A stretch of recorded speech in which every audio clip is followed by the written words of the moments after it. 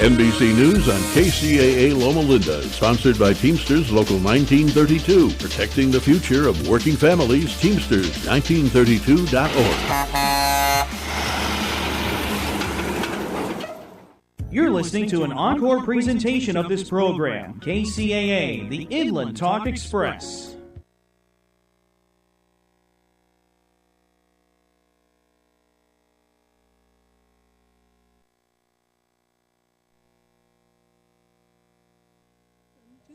Voice with Jeff Barton, your voice in the mortgage industry.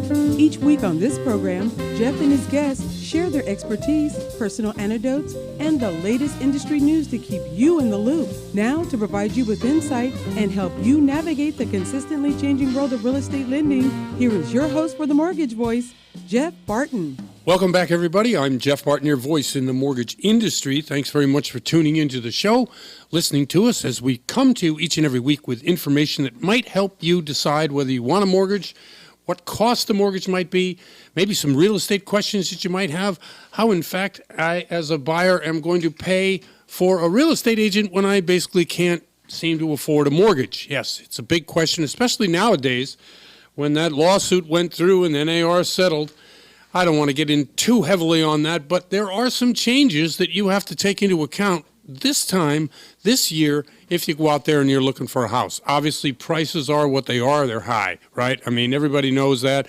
And we also know that the mortgage interest rates are also high. Both of these things together make your job difficult, which is why thinking about the commissions and the guy who or gal who's got to come and help you as a real estate agent, you got to think about these things and figure out the best way to get the most experienced person at the least amount of price. It's kind of like buying a house, right? You want the best house, the cheapest house in the best location.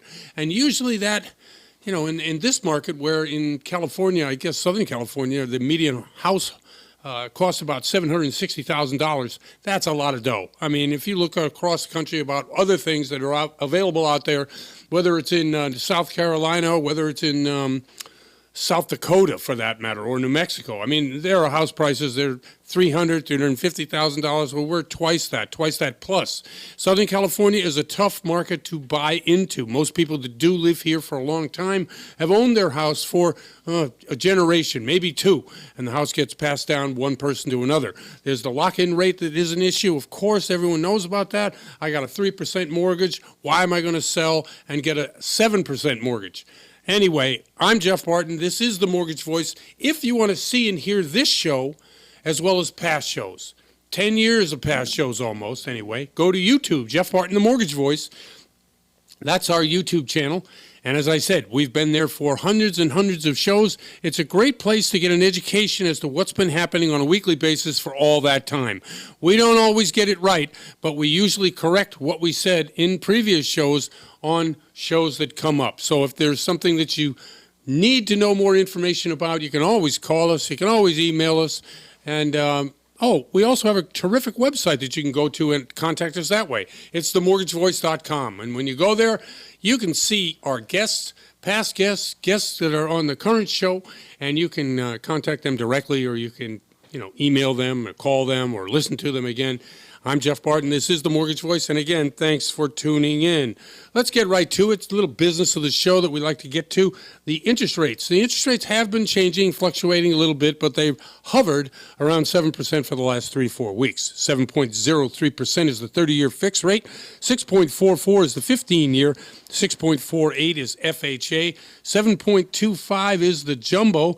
And 6.49 is the VA. The 2 years at 4.736, and the 10 years at 4.238. That spread that I always talk about and have said for, a number of years, that this portends what's going to happen in the future, whether it's going to be a recession or whether we're going to, get out of the recession. Well, it comes up again and again and again. It's like the market doesn't seem to want to let go of this old adage that if we have an inversion in the yield curve, the 2 years, I said, is at 4.7, the 10 years at 4.2, meaning that if you invest short-term, you'll make more than if you invest long-term. That's an inversion, right? That means it's opposite of what it normally is going to be. Well, as a result of that, people have it in their heads continuously, economists, people who are old school, anybody who has followed economics through the last 10 recessions will say that prior to that recession, you have this inversion. The 2-year makes more than the 10-year. Well, we've been at this inversion at this current time for about, it has to be 15, maybe 20 months, almost 2 years, let's say. So the soft landing, or the coming off of heavy inflation, is not going to send us into a recession. It's going to be slow and steady until we get back to 2%. This isn't from I'm not saying that. That's what Jerome Powell says. And Jerome Powell, of course, is the head of the Fed. A lot of Fed governors agree with Jerome Powell. Some say, hey, you know what? Maybe we got to raise the interest rate here at the Fed, the interest rate that we charge our member banks. Maybe we have to raise it rather than lower it. The economy has been doing very well over the last, 16 months or so.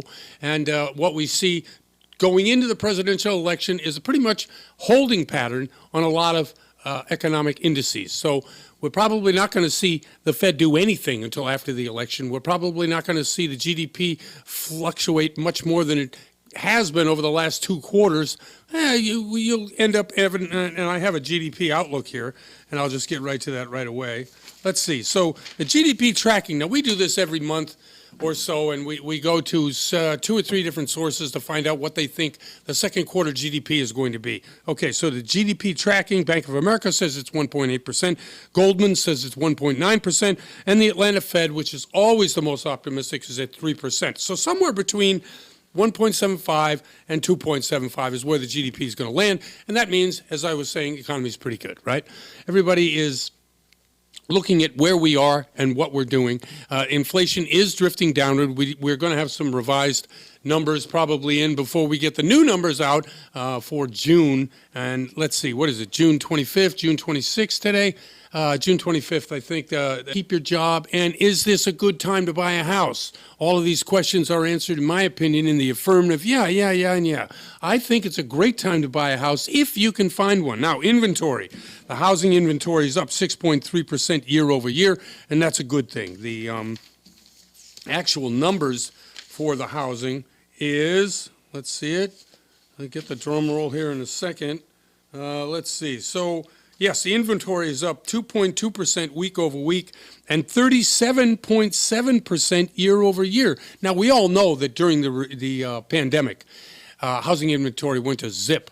As I said, we had interest rates fall down to 2%, 3%, 4%, and 70-80% of the loans out there currently are under 5%. So you're not going to get a lot of turnover because people want to refi or take money out or get a better interest rate, or that it's a wash and they need the money because of whatever reason they need the money. They want to invest in something. They need somebody to send to college, maybe some medical reasons, all of these things being what they are. Most people are sitting on what they have as a mortgage. So when we see inventory increase, that's a good thing, because there's only 2 ways that people are going to be affording a mortgage today, at least typically a mortgage today. Either you're going to have the interest rates fall or you're going to have the home prices fall. And the only way you're going to have home prices fall is if you got more houses on the market. So we've seen some softening in certain markets around the country. Talked about it a couple of weeks ago when we had the show.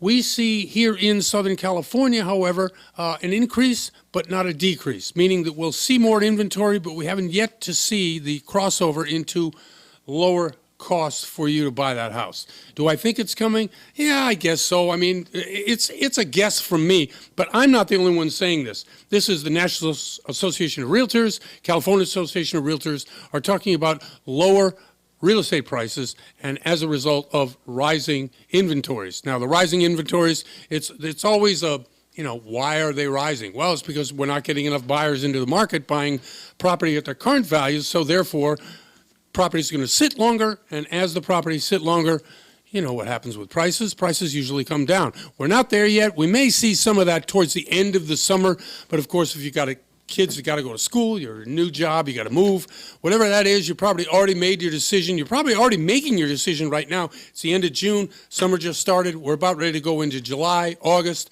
Those are the months that deals get closed. I mean, if you're in a situation right now where you got to move, The one good thing is that we see some softening in rents. So if you have to get out there and look at properties for rentals, rentals are not as high as they were, and they're not as skyrocketing as they were. The biggest component in inflation, as everyone knows, is the housing portion of it, what they call the, what do they call that? Unhoused, the housed section of it. So if we're looking at 5 to 6% rise in real estate rental prices over the past year, that's one of the bigger components, probably 40 to 50% of the inflation index. Anyway, I'm Jeff Barton, your voice in the mortgage industry. Thanks for tuning in. We'll be right back. You're listening to The Mortgage Voice with Jeff Barton. We'll be right back with more in just a moment. For questions or comments, send emails to info@malibufunding.net. Now, back to The Mortgage Voice with your host, Jeff Barton. Welcome back, everybody. I'm Jeff Barton, your voice in the mortgage industry. Thanks very much for tuning in, listening to us on a weekly basis. We're at KCAA, the great folks over there. Fred and Mark and everybody else is on the board and doing all the technical aspects. They have a great signal. It's on AM and FM, and we come to you on a weekly basis and have been doing so on Saturday and Sunday for close to a decade. So thanks very much for your patronage, for listening to us. And again, I am Jeff Barton. This is The Mortgage Voice. We are also on a number of different podcasts, and these podcasts are easily available, all the shows. We have plenty of archives. Daryl, do you have a list of that for us? I sure do, Jeff. It's Great. Apple Podcast, Google Podcast, Spotify, Spreaker, Stitcher, iHeartMedia, Odyssey, YouTube, podclips.io, and themortgagevoice.com. Excellent. Okay, themortgagevoice.com, as I said, is our what am I saying? It's our web address. It's our website. If you go there, you can see past and present shows, as well as some of the guests have been on the show for many times, and some you may have not known about or how to get in touch with them. Anyway, you can do that now. Also, podclips.io, great central place for all your podcasting needs. If you, in fact, need a place to go where you don't have to search several different websites, as we just read off, podclips.io is a great place where you can find all your podcasting needs. Go there. I'm Jeff Barton. This is The Mortgage Voice. Once again, we have many different things in the news. It's kind of the news to use section. I'll just go through a little bit of it. Unemployment ticked up to 4%, as we said last month. One of the things about the economy, if we're going to see inflation come down, we have to see a bit of a hike in unemployment. And that's why we went from 3.5% to 4%, because employment rates as they are not employing enough people. Now, some people say this is a bellwether for gauging exactly where we are in the inflation fight. I think there are I was talking to Larry, no, I wasn't talking, I was listening to Larry Summers, who used to be the Treasury Secretary, I think it was under Clinton, was it under Bush? Probably under Bush, right? He's a Republican guy. Anyway, so Larry Summers, smart guy, and he's really talking about why the inflation chase, i.e., are we going to see the inflation rate come down a lot quicker than it was? He was saying, no, probably not. He's saying the downtick last month in inflation had to do more with cyclical and monthly, not long-term. And the long-term strategy is probably higher for longer on rates. He's saying, let's not get into a situation where we lower rates and then have to raise rates again. And so he's much more of a conservative guy when it comes to look at that. So if he's saying, okay, I'm going to look at the unemployment at 4%, is that a good thing? Well, if you're an employee or somebody looking for a job, maybe it isn't. But we still have more jobs than we have people looking for jobs. So it's just a matter of fit. If your job that you're looking for is in that group that is available, then you're great. We also see a lot of participation in the labor force. It's summertime. There's a lot of part-time jobs. So because there's more people participating, that's another reason why the unemployment rate went up.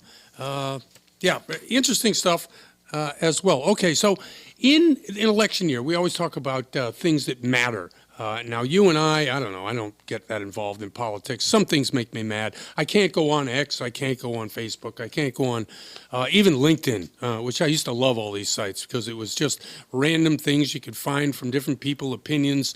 But now it's been taken over by a whole wave of you got to do this, you got to do that. This is the worst thing that's ever going to happen. The world's going to end. Now, it just really bothers me. So I went looking for some positive signs, which is what I like to do.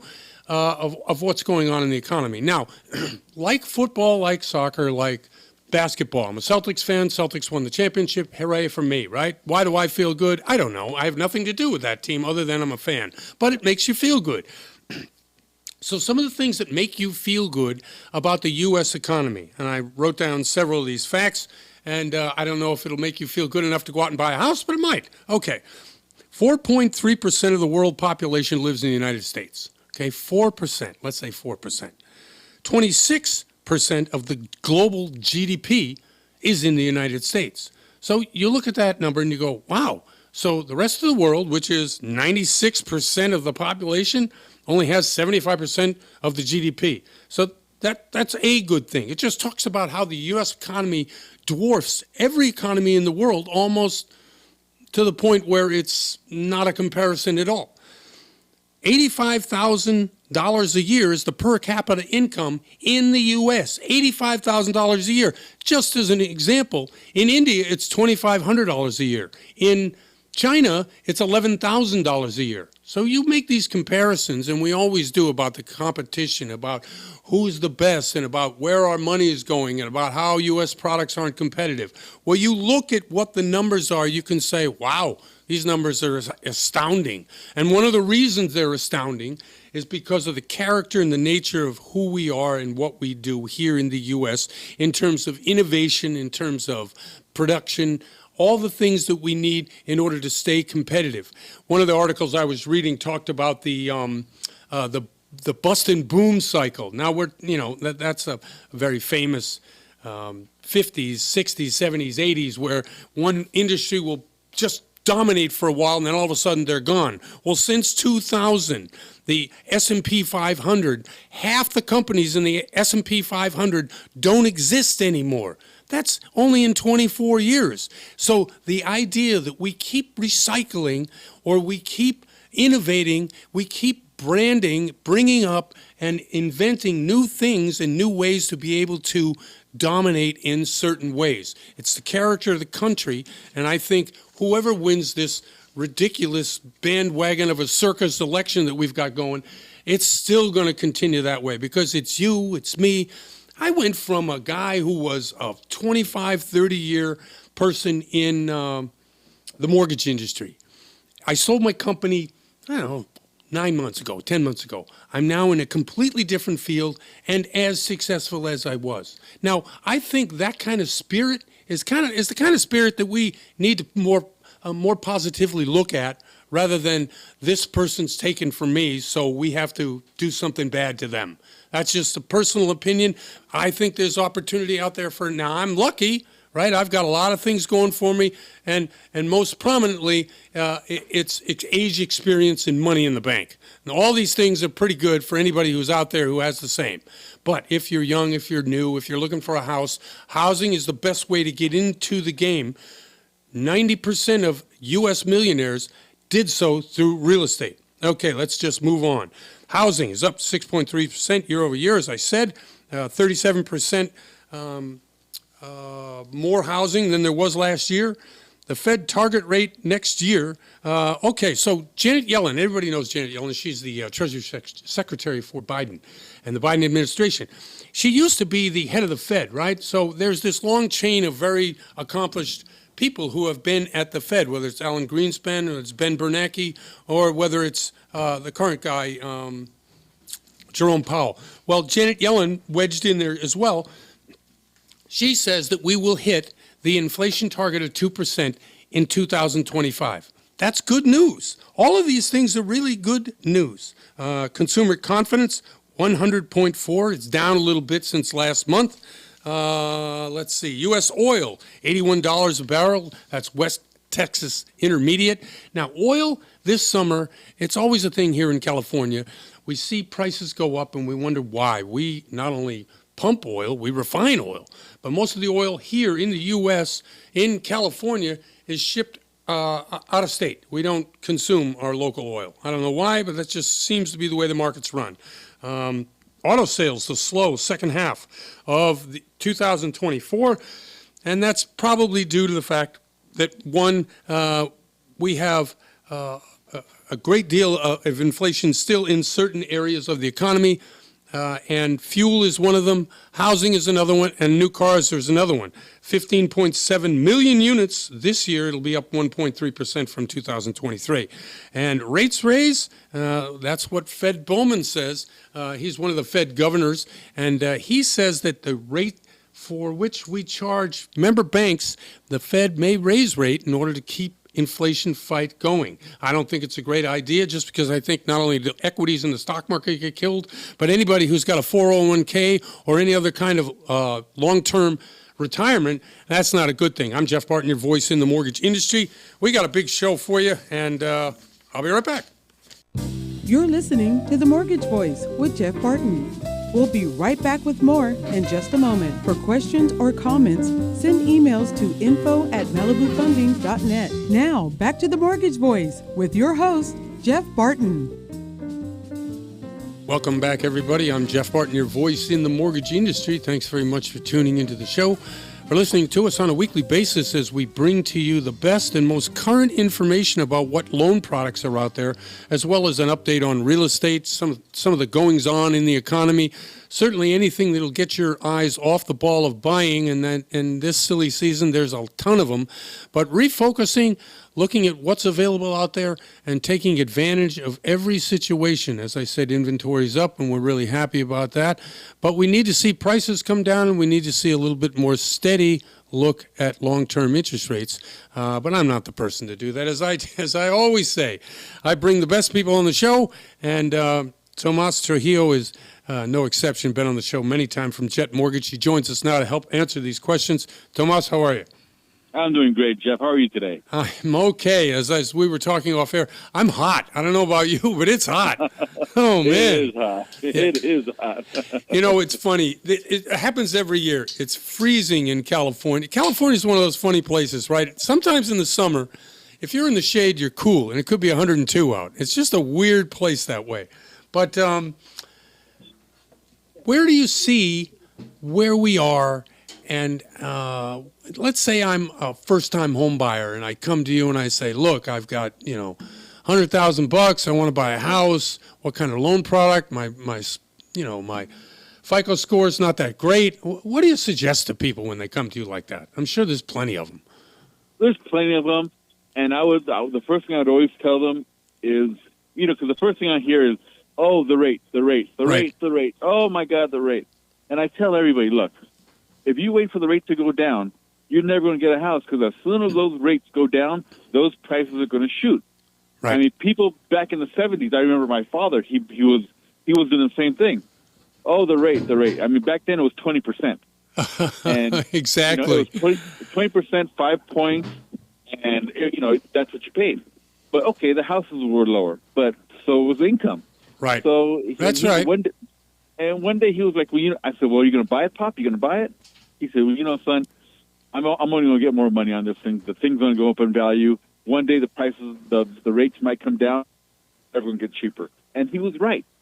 Now that $100,000, 30,000 square foot house is worth $1 million. He bought it for $150,000. So I tell everybody, look, if you're ready to do something, then you got to do it. You got to do it now, because you can always renegotiate the rate. You're never going to renegotiate that price. Yeah, I agree. I 100% agree. And with rents being what they are, I mean, if you look at your rental and you could make that payment to a mortgage, wouldn't it be better to do that with a mortgage, even if you had to pay a few more bucks? Oh, 100%. Actually, my mortgage, people that are around me pay more in rent for the same house or smaller than I do in a mortgage payment. It's ridiculous. And so going back to your question, what do I tell somebody? I want to get going? I said, yeah, let's get going. Let's get together. Let's get the most that you can afford in the best neighborhood you can afford, because when that thing goes up, you're going to start making money, and this thing is going to pay for itself in a couple of years. Yeah, I agree with you. And as you said, rates being what they are, they've really remained for the past 90 days pretty close to what they are today. I mean, I don't think they're bad. I mean, but then again, I came from a place when it was 20%, and No, that's true. But I mean, let's say you got a 30-year fixed at 7% or thereabouts, 6.5% to 7%. That's still not so bad. Oh, that's not bad at all. We were selling that back in 2005, right when it was the hot market. Right. That was the going rate. I mean, couple of years ago, and we've never seen a 1% rate, a 2%, a 3%. I mean, that was great if you got in, but I mean, it's not realistic. I don't think it'll ever happen again. But, you know, who am I? Who do I know? What do I know? Well, interesting you say that. So these mortgages, which are about 80% of people who have a mortgage, is under 5%. Do you think this wash-through rate is going to increase the further away we get from COVID? Meaning that people will finally say, hey, you know what, I need the equity in my property, or I got to sell, or, you know, because 80% of the houses out there with a mortgage under 5%, nobody's going to go anywhere. I just know the way people are. Things happen, they need money, or they sell, or, you know, I just 100%. don't know when that's going to happen, and I think everybody's waiting around for that to happen. I think you're 100% right. I mean, I've already seen it happen. It's already happening. Yep. I mean, it's been happening. People are getting divorced. People are passing away. They got to do something. So yeah, they're selling the house. They're refinancing the house. They got to buy. They got to pay tuition. They don't have enough money. They came up short. They got to refi the house, get some money out. But here's a good intro. That's why we do seconds. We're doing standalone seconds where you don't have to touch your first. Take the seconds. Pull the money you need. We'll go to $600,000 on a second. We'll do a P&L only loan on a second, which is pretty damn good. A P&L only loan for a second. Explain it. Tell people what the P&L is. What are you talking about? Because a lot of people who have equity in their house, they don't know from second versus P&L versus full doc. They don't know. Sure, I get that. So if you are a self-employed borrower, or if you have a side gig, if you have a side business, if you sell T-shirts at the swap meet, you can use that income. You may not report it all, and that's fine. I'm not asking you to. I'm not asking for proof. I'm not asking for a 4506. I'm not asking for tax transcripts. Give me a P&L from your local neighborhood tax preparer. Doesn't have to be a CPA. He'll say, hey, my client, Roy Jr. here, he makes $100,000, and he only waives 20% of that to keep the business going. And he's been doing it for 2 years, and that's all I need. And you're getting a loan. Okay, that sounds good. And you set up to $650,000. What's the FICO score they need? That one would be a 660. Okay, so you're not trying to kill people on the FICO score either. 660s, you know, I would say most people have at least that, if not better. Yeah, it's not that bad. I mean, you know, but the better the FICO, obviously, the better the rates. Absolutely. Okay, so this second, how popular is it? It's pretty popular. Right now, it's a really hot product. It's like you were saying, nobody's going to touch the rate under 5%. Right. It ain't happening. I mean, one of my best friends has a 1% rate, and he needs money, so we did a second for him because there was no way he was going to touch a 1% rate. Nope, not on your principal. Why would you? That's silly. Yeah, I mean, he pays double the payment, which turns out to be what he used to pay prior to refinancing. And he'll have his house paid off in 15 years, and it's a 30-year loan. How do you go wrong? I totally agree. Assumable mortgages. Do you think any way that we'll see those come back into the marketplace because of the rates being what they are for these low interest rate loans that people have? You think there'll be any way that they'll be able to assume that loan if they sell it to somebody else, or the new buyer will be able to assume it? Do you see that? I would love to say yeah, because that used to be a big thing back in the 80s. Yeah, it was huge. 80s. Right. Everybody was assuming, but then lenders started saying, wait a minute, I'm not getting paid out. No, I don't want to do this. I don't want to do that. Even Cal Hassel, which used to be assumable, they're not assuming them anymore. So I don't see that coming back anytime soon.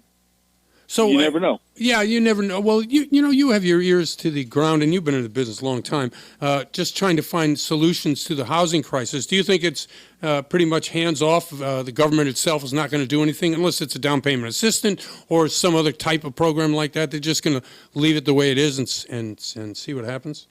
You know, the whole thing it's different. It's totally different. Before, in an election year, you knew the rates were going to come down. You knew the economy was going to be booming. You knew you were going to have a great year.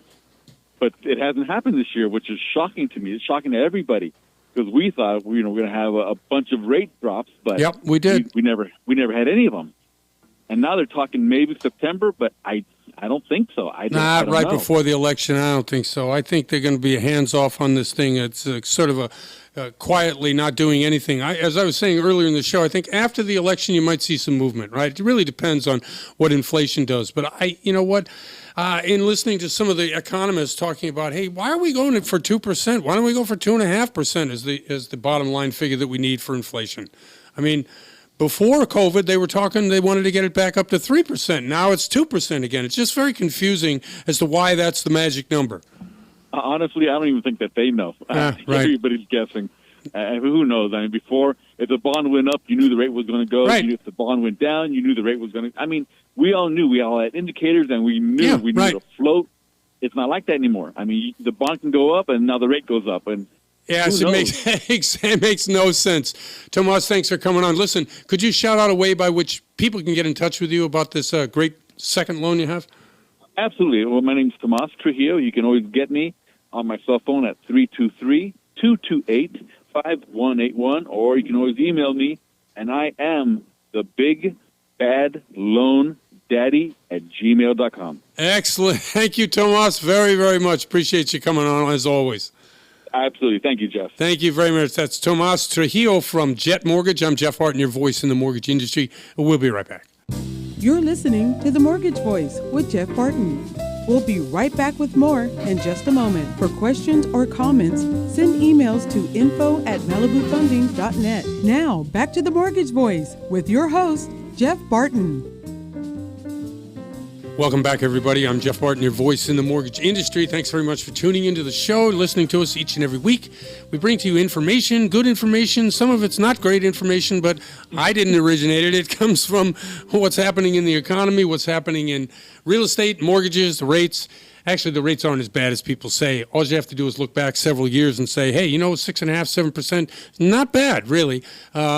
What is bad is limitations on the availability of property. The cost of some cities is way, way, way out of range. I read an article today, said that 5 of the top cities that would probably see a fall in real estate prices over the next 5 years. Now, of course, this is what if, but Los Angeles was number one. One of the cities that didn't come up was Las Vegas, Nevada, and one of my friends and person that has come on the show many times, Jennifer Conrad, who works over at Malibu Funding, has graciously acquiesced to come on the show once again. Jennifer, how are you? I'm doing well, Jeff. Thank you so much for having me back. Thank you, and thank you very much for coming on the show. Okay, so with that long-winded intro, tell us what's happening in Las Vegas. We haven't had a interview with someone out there. We used to have a station that we were affiliated with out there. But tell us about the Las Vegas market and what kind of loans you're doing for customers who are needing someone to give them a loan. It does seem like a lot more people are interested in purchasing. Right now I'm doing a lot of investment purchases. So it almost seems like a lot of people are maybe trying to purchase to either have as like an Airbnb or condotels, something, it's going to be a short-term rental, since there are so many people who want to visit, and spend time there. I'm doing a few second homes, but the bulk of it is pretty much condos. And if you look around Las Vegas, it looks like there are so many condo units that are going up. So obviously, they're catering to the fact that seems to be the interest that people are kind of steering towards. Do you see now in certain states like California with the wildfires and down in Florida with obviously the weather problems they have down there with hurricanes and that kind of thing affecting homeowners insurance, is there such an issue out there in Vegas in terms of the heat or any other natural thing that might make price of either your insurance or the condo itself go up because of the heating and the air conditioning? I can't say that I've experienced that per se. I've spoken with people and then I've gotten quotes myself. I guess a lot of it might have to do with if you're dealing with certain companies that have a lot of carriers in the area. I mean, relatively speaking, when you compare it to Florida, right? Where I saw one that was $7,000 last month, or California where I've seen one for $5,000. Right. Yeah, it's definitely not that. Right. But then again, too, when I'm focusing on people purchasing condos, then we have the master policy that's covered by the association, and so borrowers are basically just getting coverage, for the interior walls and their own personal items. So that's all, a fraction of the cost. Okay, very good. No, I know insurance in those areas that I mentioned is making the cost of the condominium really reflect the fact that getting homeowners insurance or the HOA insurance that then you get assessed for has been a real problem. But I'm glad out in Vegas it hasn't been. No, I haven't experienced that so far. Hopefully it stays like that. No, exactly. Okay, tell us some condo loans. What are they selling for, and what kind of terms are you getting? Right now, I'm seeing things, between like 285, 310. Single family, in certain areas like Rhodes Ranch may go more like, 525, somewhere in there. And what I do notice is that the HOA fees are considerably less than when you consider California. Of course, yeah. A lot of places in California, you're looking at 500 to start, on assessments. And you can find places in Las Vegas, 225, 250, somewhere in there, nice places. So, yeah, I think a lot of people are interested in trying to make a transition to that area. How do you like the actual living in there on a day-to-day basis? I love it. Okay. Okay, no, I mean, hey, I'm glad you do. I happen to like Vegas a lot. I don't know if I'd live there just because I can't take the heat, but air conditioning being what it is, it's pretty good still, Well, I do feel like that maybe there's more of a focus to make sure that you have central air and that it works well there, maybe more so than in California. It does feel like it's extreme heat, but right. I guess a lot of that, too, is, just kind of planning your day to make sure, you're not out in it, but then are able to get out and enjoy either early or later in the day. So I guess, anywhere you live has, its positives and its drawbacks, and it's just a matter of, how we approach it. So, have you seen a difference between pre-pandemic and now post-pandemic in the way buyers approach loans themselves? Is it the same issues and problems that you might have trying to ask a buyer for certain documentation, or has there been an education or a lack thereof an education in terms of the buyer you're seeing today? I'm just trying to get a feel as to, I guess you've been in the business a long time, and not only as an originator, but you also do a lot of processing, underwriting for different lenders. Have you seen a difference in the profile of the borrower then versus now? It does feel like there are more people needing a down payment assistance program. I think there have been some people who did not realize, and maybe none of us really knew, with some of the lenders putting things into place, like, you could delay making a payment, for a year, and then being in situations now where some lenders are actually saying that is an issue with you being able to refinance. As far as like purchases, there seems to be a drive of, I remember you might see one or two lenders that offered a down payment assistance program, and now it feels like every lender has that, but it also feels like a lot more condo projects are not FHA approved. Obviously, if you are buying a single family home, then you can use those programs. And it feels like the buyers are more aware of the fact that they have down payment options. Right. And so they want to utilize those. They come in kind of letting you know that that's, what they want to be able to use. Are you running into any problems with realtors, being that they had that lawsuit and now it looks like the buyer's agent can't necessarily use the seller's commission in order to get paid? Are buyers looking for experienced people to help them? Like, for instance, you're on the mortgage side. Are they asking you real estate questions now more than they used to? I can just say that I ran into an agent that was in the Midwest, and I really had to educate her on every aspect of, making sure the condo project was FHA approved, explaining what certain terms were regarding earnest money, everything. And so I had to question, how long have you been doing this? But in regards to questions regarding their commissions or how they're affected, no, I've not experienced that. So I'm assuming that's something that sort of gets worked out before it actually gets to me. Yeah, well, I was just wondering if a lot of the burden of, as you were just explaining, education of the agent or just letting them know exactly how things work in certain areas.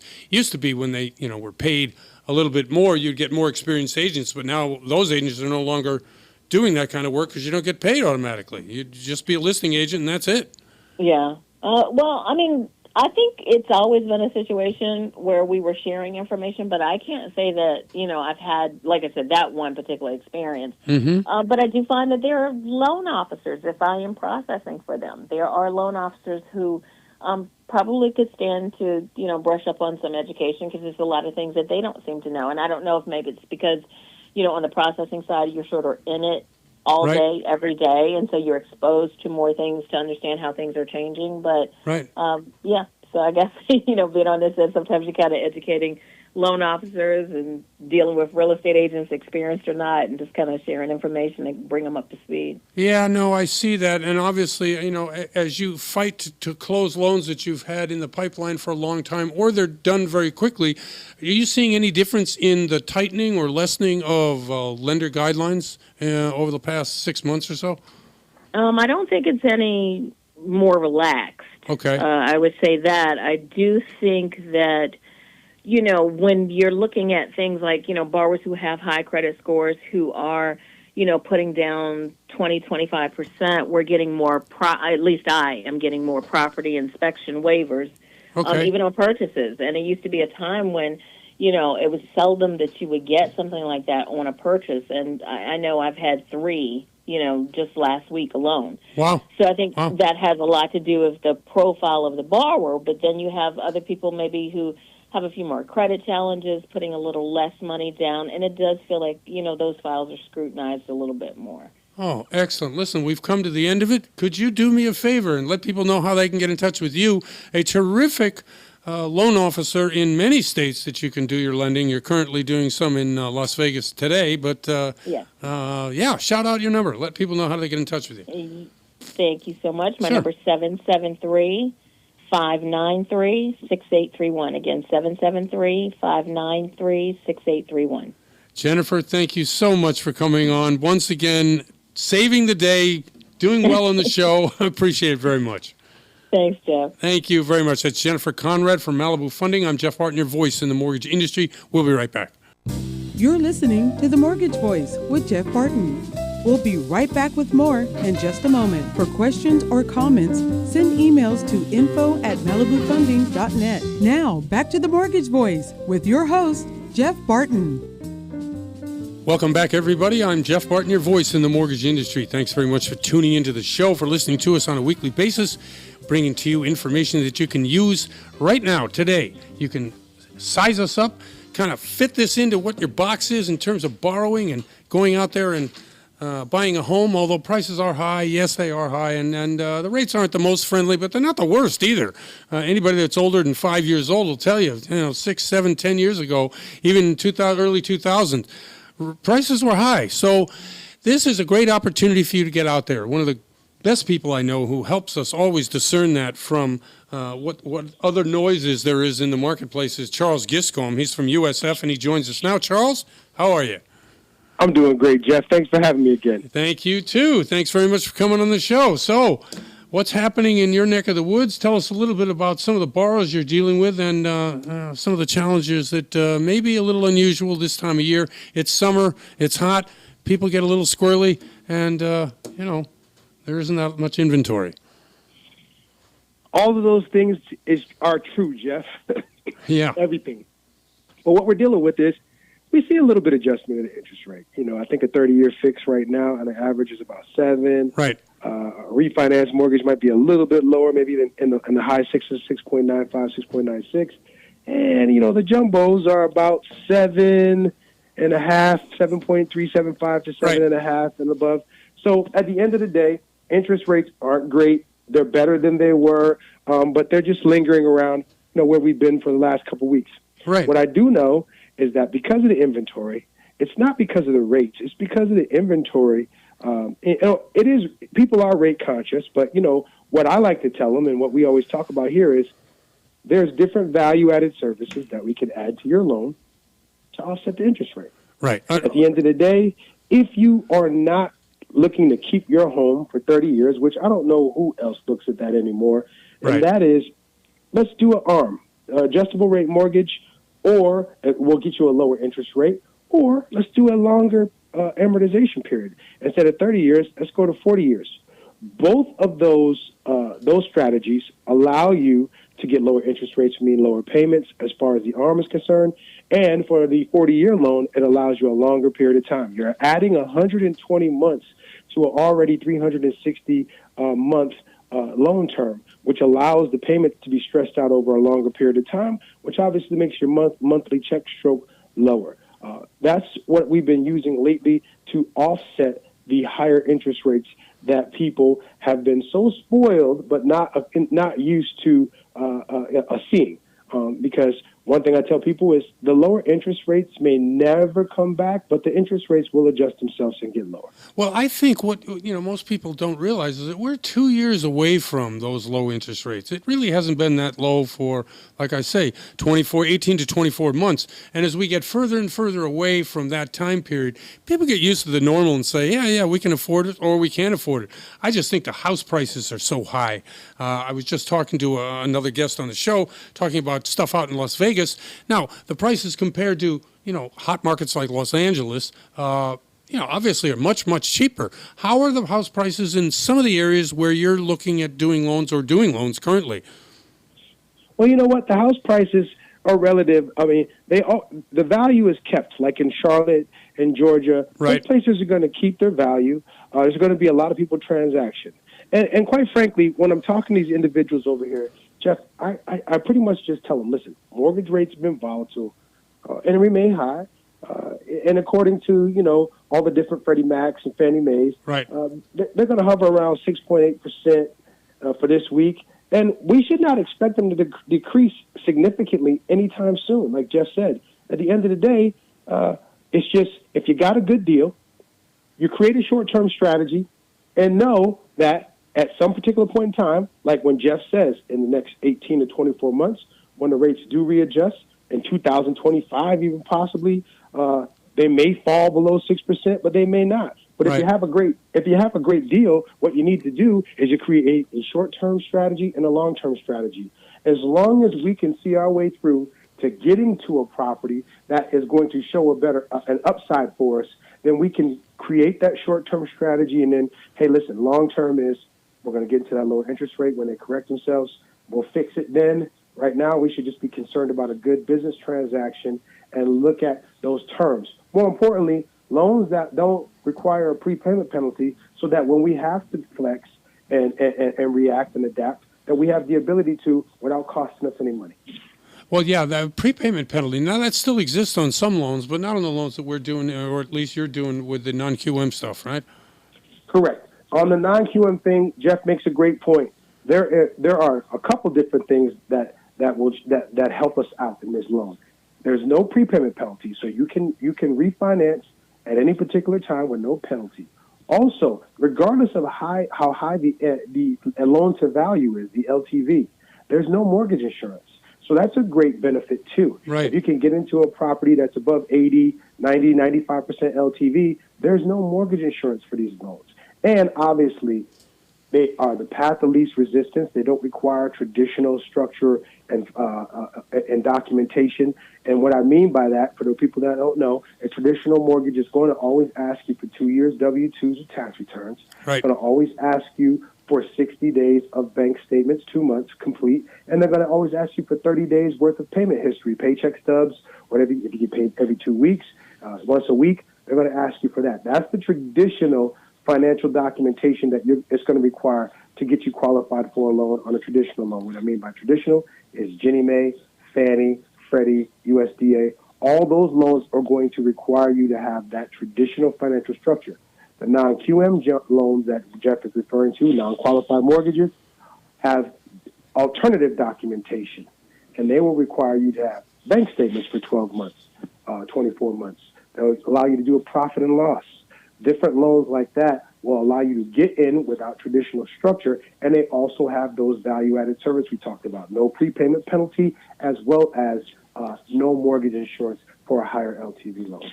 Do you find that lenders themselves are tightening or loosening their guidelines, or is it basically a split down the middle, whereas you'll have your non-QM, as you just described it, and your more traditional agency or 30-year fixed-rate Fannie Freddie, maybe they are a little bit tougher to get?